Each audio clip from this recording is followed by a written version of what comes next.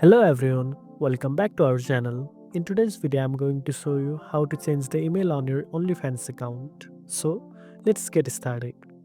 First of all, open your preferred web browser and log into your OnlyFans account using your current email and password.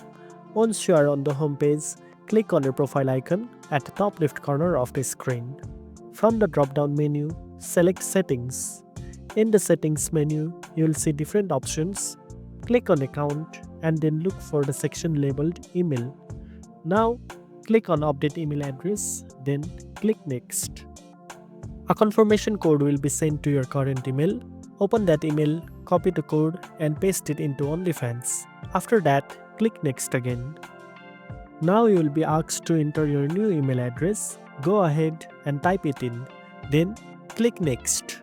OnlyFans will send a verification link to your new email. Go to your inbox, open the email from OnlyFans, and copy the code and paste it into your OnlyFans. Make sure to use an active email address that you can always access in case you ever need to recover your account. And that's it. Now you know how to change the email on your OnlyFans account. If you found this video helpful, don't forget to like, share, and subscribe for more tech tips. Thanks for watching, and I'll see you in the next one.